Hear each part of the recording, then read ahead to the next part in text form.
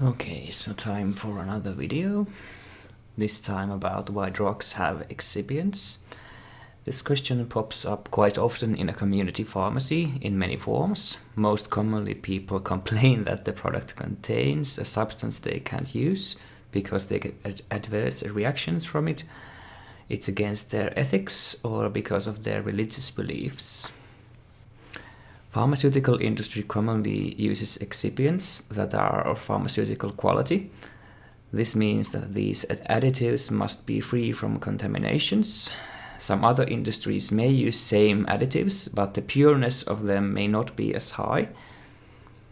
So how does the pharmaceutical company choose which excipients to use?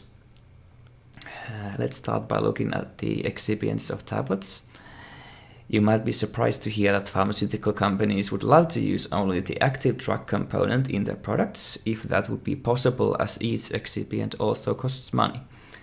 But money is also the reason why excipients are added into drugs. In a capitalist world, you have to be efficient in producing your products, and that includes drugs. The most important functions for excipients are maintaining the stability of the product and ensuring that the absorption happens from the colon. Diluents may be used to make the mass appropriate strength.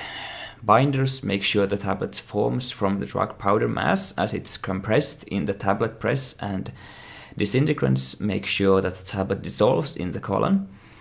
In the manufacturing process, excipients might also be added to increase lubricity and flowability in order to increase the yield and speed of the manufacturing.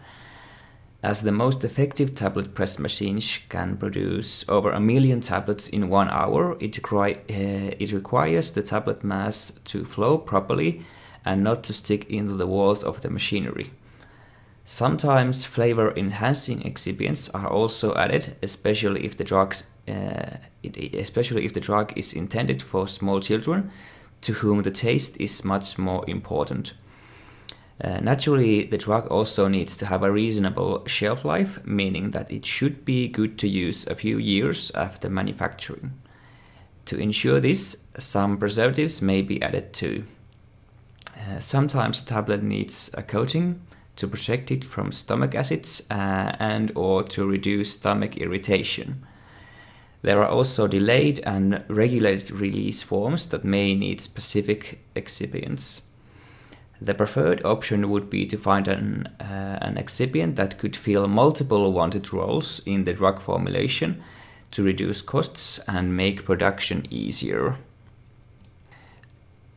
Liquid drugs naturally need a solvent for them, which is usually water. To some drugs, the water is added just before use, like antibiotic powders, which form a suspension. There seems to be a lot of variation in this practice between countries. In Finland, purified water is added in pharmacy, whereas in some countries a customer has to mix the drugs with water themselves, and sometimes that might even mean tap water. Creams, lotions, pastes, gels, and ointments are a group of products applied directly to the skin. These products often contain both water and oil-soluble drugs and excipients. As water and oil don't mix naturally, formulating these products includes the use of emulsifiers to accommodate both. This makes the cream act like it was homogeneous. Solvents may be used to stabilize and dissolve the solid components. If the solids weren't fully dissolved, they would feel uncomfortable when applying the cream and might not absorb properly through the skin.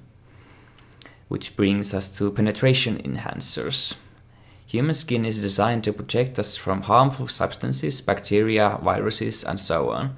In the case of creams, the skin might hinder their absorption. To resolve this, some penetration enhancers can be used to increase the transmission through the skin.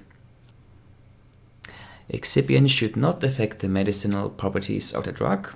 Still, some people say that generic alternatives that have the same active ingredient but different excipients don't work as good as the original. This is probably in part caused by the placebo or nocebo effect, but it can't explain all of it. This leaves the option that excipients can affect the success of the treatment. And it's very common that generic drugs have different excipients than the original product. One explanation is that while it's mandatory to test, the bioavailability of the generic and original product is the same, as a small variation is allowed. Secondly, the genetic variation between individuals means that for a small portion of the population, the drug, original or generic alternative, doesn't work as expected. Yes, I've also heard from customers that sometimes the generic option has worked better for them. Finally, I'm going to take a look at the probably most commonly complained excipients in the drug, that is lactose. According to statistics, about 65% of the world's population is somewhat intolerant to it. So how is it that it's still quite commonly used? It's cheap and there's a long history of use, so manufacturers know it can be used for many formulations. Testing for new excipients also costs money and takes a lot of time. But now a little comparison. A tablet contains a varying amount of lactose from 0 to about 500 milligrams. Commonly, a tablet contains less than 100 milligrams of lactose. Even that 500 milligrams lactose converted into milk is approximately 10 milliliters, amount that you may use on your cup of coffee. Now, there's controversy on how much lactose a lactose intolerant person can consume before they get symptoms in a day or in one serving. Most common limit seems to be 12 grams a day, which means that if your only source of lactose is your medication, the only way you could get symptoms from it would be taking over 10 medications containing lactose multiple times a day to reach that 12 grams. And even then, it might not be enough.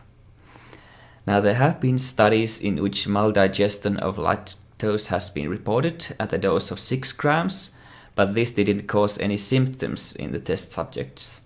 So on very low doses of lactose, it's very unlikely that you would get symptoms from lactose itself. It's a lot more likely that when you read that the medication contains lactose, it triggers a reaction in your body and you start to get symptoms as if you would have consumed dozens of grams of lactose.